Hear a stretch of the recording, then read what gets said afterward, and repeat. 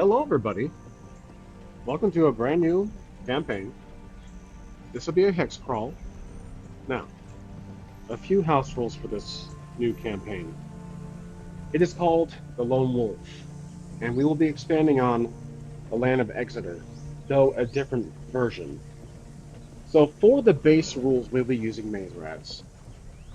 To start, I have the character sheet here on my notepad to conserve room. I've already had the character created, so you can take a little. Let's take a little look at him. His name is Basil. He's a fighter. Background's a pit fighter. Stats are strength +1, dexterity 0, will +1. Attack bonus to started with +1. Armor is 8, and HP is actually at 12. So I gave him an extra, some advantage to start, hence why it's called a Lone Wolf. Inspired by Scarlet Heroes with increased HP, so 3 times the HP compared to the standard 4. And then inventory-wise, 100 gold pieces. He has this random assortment of 6 starting items, and then the starting assortment of a weapon, armor, and 2 weapons and 2 pieces of armor. That's our character, the Lone Wolf, as this will be called the Lone Wolf campaign in the land of Exeter. Now, for this episode, we'll be using, as I always state, to the best of my ability, the Mythic GM emulator, but the second edition cheat sheet. Probably won't be following everything precisely, but we'll be using the chaos factor. So, the chaos factor will start at 5 for each session. I'll note this right here. The chaos factor 5. And then we are going to explore this open world sandbox. However, the main difference for this campaign is that it will be RPG light. There will be a minimum amount of role-playing and more of exploration and mechanics. Along with Maze Rats, I will be blending the rules with Dungeon World, using the bell curve degree of success system. So, this is our fighter right here. He'll be on the map from the start. And we need to decide on a starting hex for him. Now, the center is going to be this line, so we'll say he starts right here. Now, I also have an Oracle sheet, Tables, Fables 2. Now, here are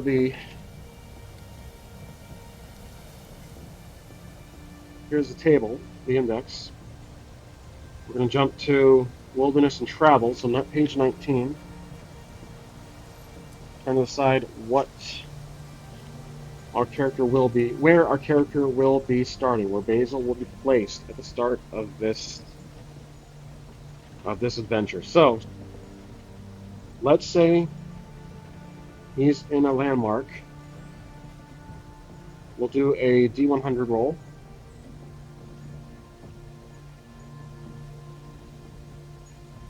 And then we'll choose the landmark. We'll see if this works out. So we have 81. 81 will be a red marsh. A wetland stretches on for miles and miles, with rivers and paths winding through the swampy land. A carpet of bright red reeds gives the marsh an alien atmosphere. So, wetlands, basically. That's what I'm getting out of this, with rivers, swamps, pathways winding through the swampy land itself. Okay, so that's a good start. So swamplands. We're on a path. So I'm going to put our character right here in the middle. We'll say there's a path here. So wetlands, I'm going to do this. Water. And then some grass. So F6 is where we start. Now, while Basil is traveling through the wetlands, we have to decide if he encounters anything, because he's not in a town or a city or kingdom or a village. He is out in the wilderness, so this qualifies as what is known as wilderness travel. So using Fable Tables 2, we will do, we can try a road event and encounter, or we can do a travel encounter. Let's do the road events and encounters. This is also D100. So, 50, exactly. 50 says the character stumbled across a large tree. Its trunk twisted and gnarled in a graceful pattern. As the characters approach, the tree begins to unwind and will attack if players come within reach. Interesting. So this is like the tree from Harry Potter, and I'm thinking directly of the movie Prisoner of Azkaban. So, which is ironic, I just saw in the theaters as they've been showing the Harry Potter movies. Okay, so we're in a winding tree. This is really interesting because if it's a protective, defensive, enchanted tree of sorts, I'm definitely gonna put this as a specific marker. So let me erase what I drew before, and we'll put in a tree, a really big tree that's dead around rats. So our character's right there. That's going to be hex F6. So write this down here, F6. And this has a winding tree.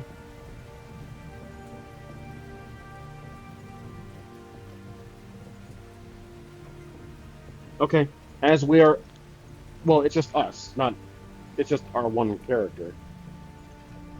So, does Basil have knowledge about this tree? So what we'll do, we can roll against the Oracle.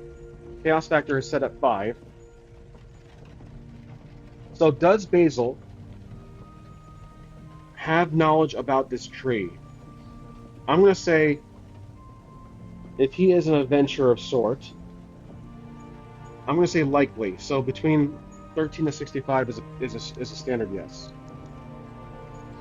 87, he has never encountered this tree before in his life. So he's very, okay, keeping the light on roleplay. He's intrigued by the tree, and looking closely, we're going to roll to see if he can spot that there is an access point in the tree. Again, much like inspired by Prisoner of Azkaban.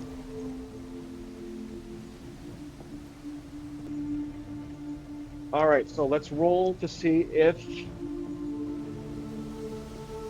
Basil can see the access point at the root of the tree. So we'll do a difficulty. Actually, this is going to be Dungeon World, so we're doing the degree of success plus the modifier of +1 willpower. So that is a 6, 7, 8, 9. So it's a high partial success. He sees the access point, but but the tree itself is very active right now and defensive from like the Whomping Willow from Harry Potter. Now, he has to find a way in because he's intrigued by why the tree is defensive in the first place and what is hiding inside the tree.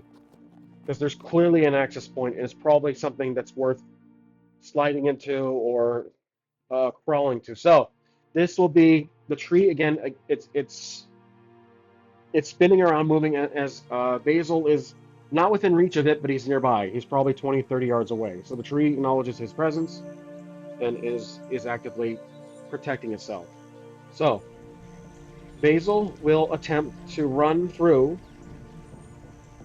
and slide into this access point. If he doesn't, he will take damage.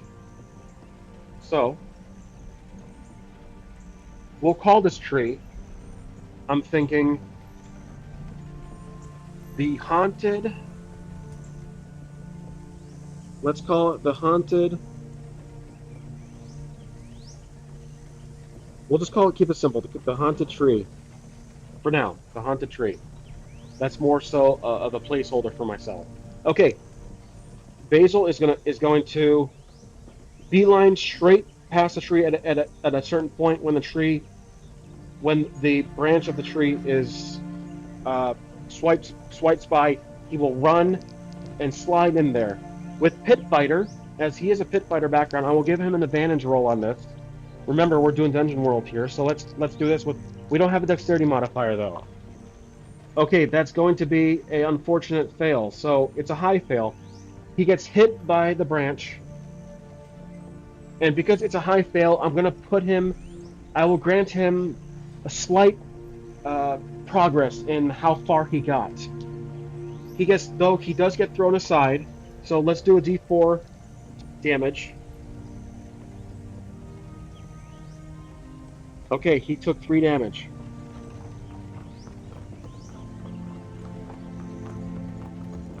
So we're down to 11, 10, 9 already. Okay. Actually, no, I'm going to say he takes 1 point in damage. The 3 is probably a little too much. Okay, he takes 1 point damage. We're down to 11. All right, he stays down because the tree is still wild, but he is a tiny bit closer. It was not a partial success, but I'm giving him a slight little progress made. Okay, the tree is starting to. Again, it's just doing this with its branches. There's no leaves. It's dead. It's just a dead tree, but it's obviously it's some kind of protective enchantment spell on it. And he can see the hole. You can see the access point beneath the tree. He gets up and he bolts it one again at a certain point. So we'll try this one more time. Okay, rolling with advantage. Okay, this time he is successful. He's able to get by the tree, the haunted tree, and he slides in beneath through the access point. He slides down and he lands at the bottom through a slide of sort, a tunnel, and he's now at the bottom of the tree, and he can hear the roots of the tree shaking and then starting to idle. So the tree is no longer moving apart. Okay, while he's in here, he's going to see if we encounter anything while we're inside. So let's get the book out. Travel encounter table. Let's just roll for it. Let's do another roll because that was a pretty weak roll. There we go. 13. Encounter. Okay, so while we're in here, let's roll a D100. What do we encounter inside the tree? 22. 22 is going to be. Let's see. The characters encounter a landmark inside the tree. See page 23. Okay, so landmarks. Well, these landmarks are actually for the exterior, so I mistakenly used the wrong table. But I will say that he encounters. Let's ask the Oracle. So, while he's inside this tree, does he encounter anybody or anything? So anybody will be the first half of the question. Anything higher than the number, I'm going to pitch. I'm saying it's very unlikely he encounters anybody. So if it's above the very likely, if it's a no, then it will be a thing. So we're rolling very likely, chaos factor 5, 56. Very unlikely. It's going to be a thing. And this thing, let's roll on the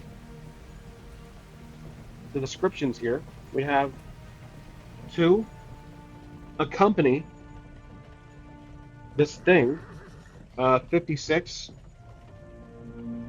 And company mundane. Okay, it's an item that is obviously can be picked up and held. It is very simple. So now Table Fables has a terrific assortment of items. So he's going to loot whatever is inside this behemoth. And we'll go down to page 45 for items. While he's inside this tree. All right. Now,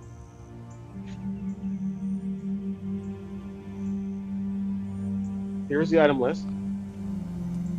Okay, so we're looking for the type of loot that he found. Let's roll for it. 14. Pocket filler, which makes sense. That's what we rolled for mundane, so I'm sticking with that. And we'll roll with D20. 8. He found a broken silver chain. Interesting. Okay, so he'll pick that up. A broken silver chain.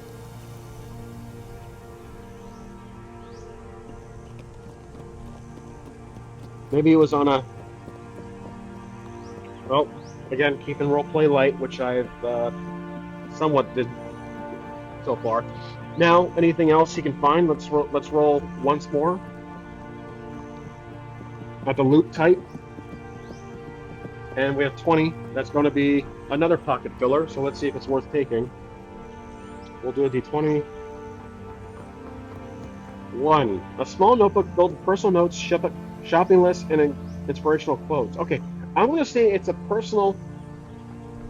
It's a diary. Okay, so he found a diary. It's a red diary, so we'll call it red diary. It is signed by someone. And he's thinking that this place is owned by... There's nobody here. Just to give you a visual where he is, he slid in. There's just one room underneath this tree. There's not like layers of rooms like from Harry Potter. It's just one room. There's a bed. There's a kind of stack, like a stack of a hay that makes a bed with a pillow on it, probably some cloth on it. There's a bookshelf. There's a dresser. So he's in someone's like hideout. Someone's like place of maybe like an escape house of sorts or some kind of hiding place. Now the diary. He sees the name of it, and the diary belongs to... Let's use the character names here. I'm going to say it belongs to a female. So we'll do 2d6 for Maze Rats. 2, 3. It belongs to a female named Damaris. So, Damaris is going to be a NPC eventually. That's going to be a character. Now, he reads the diary, and Damaris. Okay. Now, he's thinking of the book.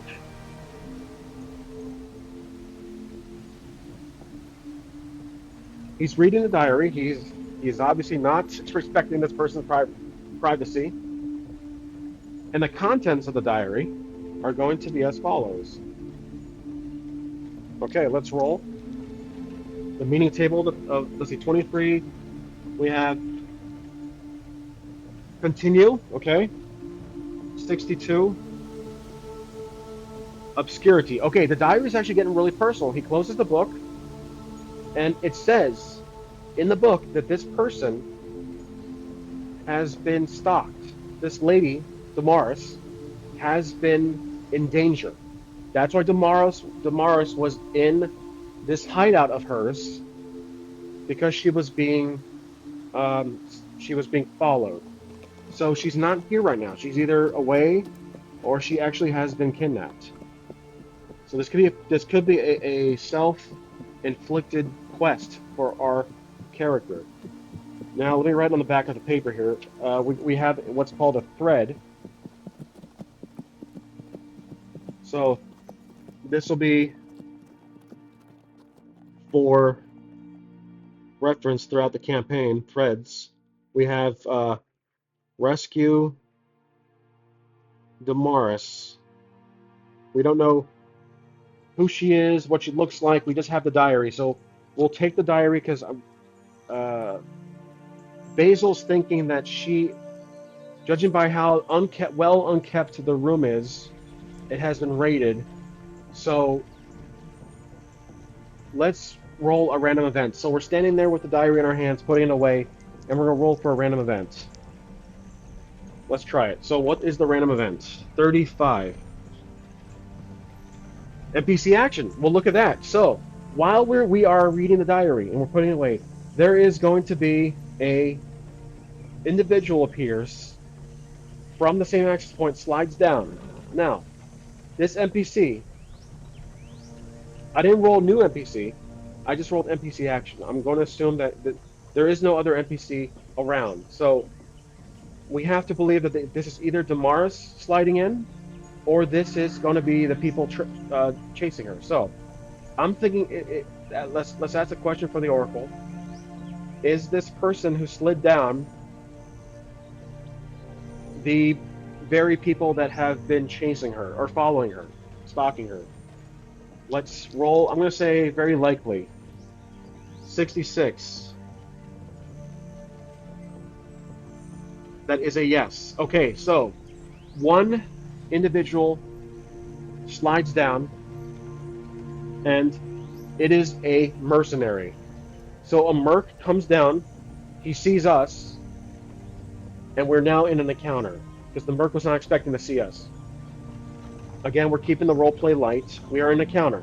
He inevitably was looking for her. So we have Basil, who took 1 point of damage. I almost forgot to keep my max tracked here. So 11 out of 12. And then we have this merc, who is going to be a 6. That's not too high enough. 6 for armor and AC. Okay. So we have this standoff. We have our first encounter of this campaign. As we're snooping through some lady's diary. We're rolling for attack because we attacked first. We heard this merc slide down. We're going to attack with +1 strength, and this is going to be let's see, 6, 7, 8, plus the 1 that's 9.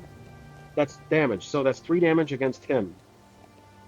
But his armor is 6. So 9 over, that's 3 damage. Yep, that's 3. So he's done the 3, takes a good hit. And now he's going to attack because we rolled. There's a couple of ways I can do combat here. I can do Dungeon World, which you roll with them to great success. And you also consider the damage and Maze Rats combining. So we're kind of combining it. Now he is going to attack for 2d6. And that is not going to hit. That's our armor is 8. That's 6, 7. That's a fail. Now we're going to attack him with +1 strength. That's a 4, 5. That's not enough. All right, he attacks. 7. That's close, but not enough. Okay, here we go. Ooh, 10. That's going to be +1 the strength. That is 11, and he is down. So we kill him. He's been eliminated.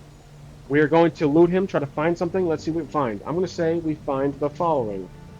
Let's do loot type from the list here.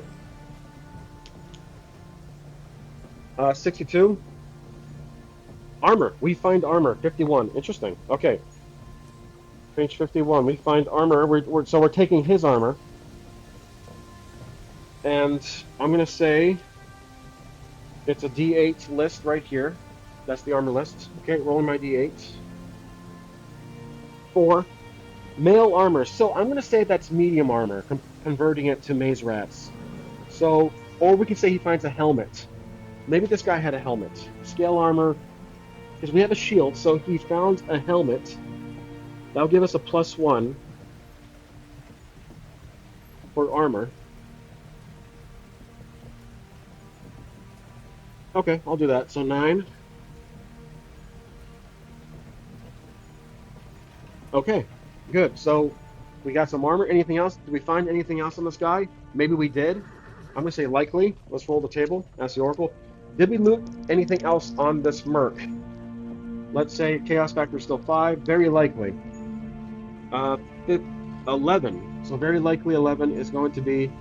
Oh, that's actually a very strong yes. So we have to go beyond that. What would be a very strong yes? We find something crucial to Damaris's whereabouts. So we find I don't even have to look at the tables for this. We find a note with her name. It's a wanted poster of her face on it, drawn on paper, with her reward of 1,000 gold. So we now know that Damaris is wanted for something she did. So let's say wanted 1,000 gold pieces. That's a lot of money. Now, are we going to try to find her ourselves and turn her in, or is she innocent and we're going to play hero and stop the mercs or whoever put this bounty on her? That is a good question. So, a great start to this campaign, The Lone Wolf. We now have our own quest. We came across a diary underneath the winding tree, and we already tackled the first merc. So the mercs now know where her hideout is, potentially. We think perhaps this merc was working alone. He saw the wanted poster. We look at the wanted poster. We're going to put that in our inventory.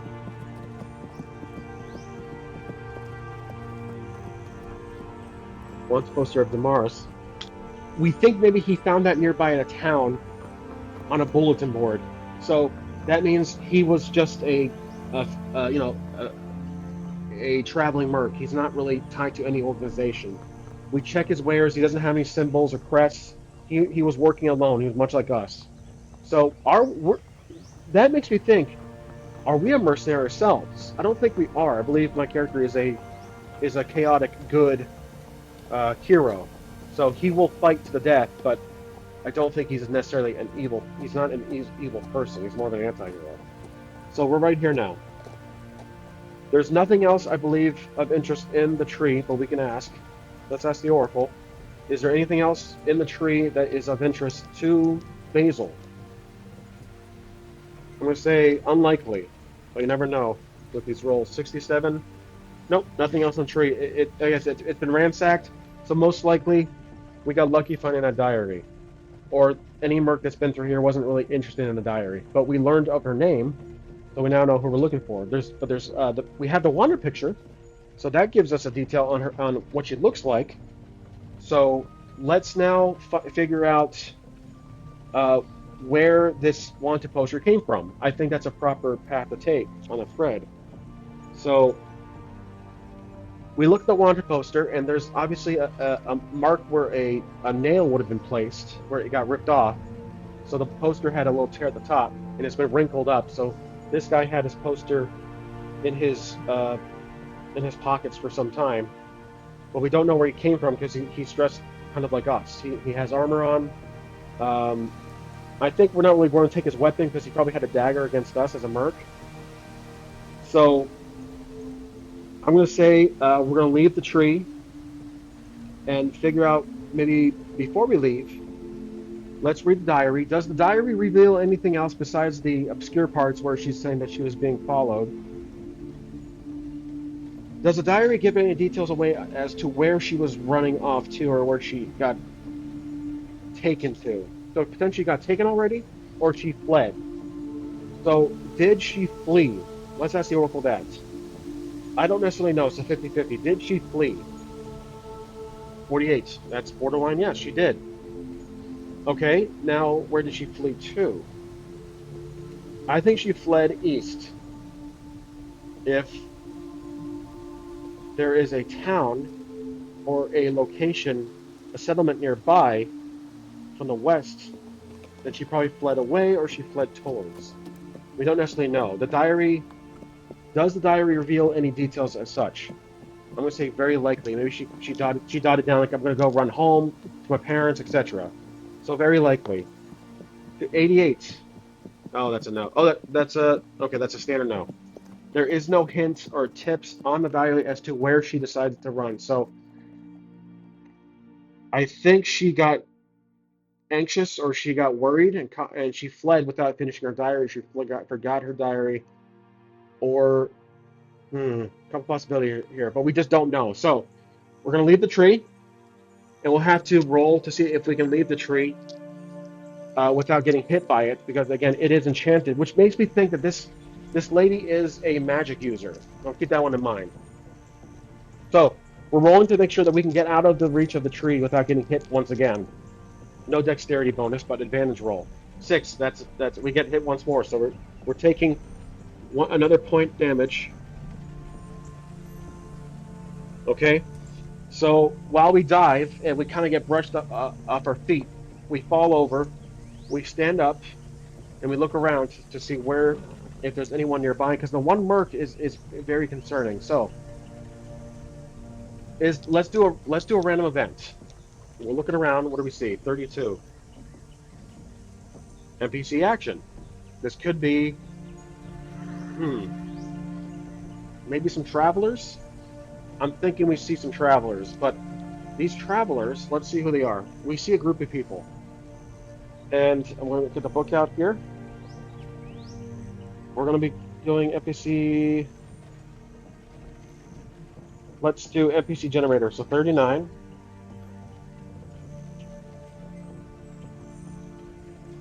All right, so we have enemy encounters. Okay, so we run into a group of individuals. We don't know who they are. We don't know if they're enemies or not. But let's say that they are going to be... Let's do attitude right down here. You guys can't see it, but it's a D6 table, attitude. So this is how they react to us. They're walking by, they're traveling through. Unpleasant. Okay, so they're not happy to see us. And I'm thinking that they are going to be... Well, if they're unpleasant, maybe... I don't know if they're mercs either. That's the thing. Unpleasant. Is it going to be one NPC? Is there one individual we're looking at, or is it a group? So is it only one NPC? I'm going to say likely. 52. It is. No, that's a no. It's a small party of... Let's say it's two individuals. There's two individuals we're looking at. And what is their current action? Let's see. They're unpleasant. We know that. 92. They are transforming. Transform. 59. News. Oh, okay. So they're transferring news. Transforming news. Transform news about Damaris, perhaps? Or there's something else happening in the kingdom. News. I think they are travelers, and they are unpleasant. Maybe it has to do with something nearby. I'm thinking it has to do with the death of some individual. Maybe it was related to Damaris. So here's what I'm thinking for Basil. He dives out of the tree. He makes his way back on the main path, and he's trying to figure out where to go. There is a horse carriage moving by, seeing us. We are, we're dressed with a plate of armor, a weapon. We look like we got hit by a tree. So I think that this makes these individuals unpleasant as they stop in the tracks. There's two of them. There's a couple. There's an older couple, and they stop in place to question what we're doing out here. With the horse, they ask us what we're doing out here.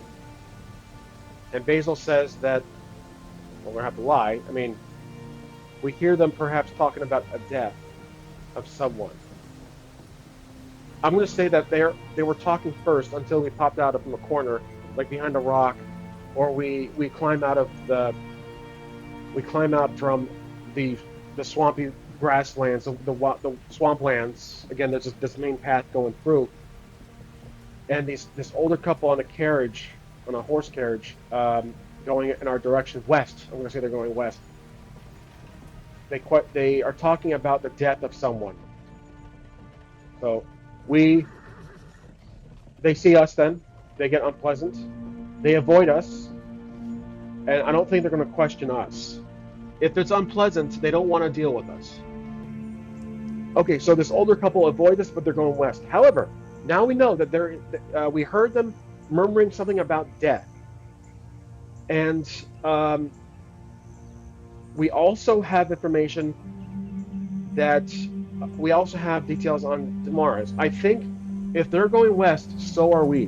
We're going to go west, and that'll be in the next episode. So we will travel west, and we will explore these hexes here and go as far as we can. as far as we need to, as it seems that our quest now is to try to find Damaris and learn about her whereabouts and who she is. So that is a thread. Rescue Damaris. And I believe that's all for this episode, guys. I hope you enjoyed. This is the Lone Wolf, and I'll see you guys next time. Thanks for watching.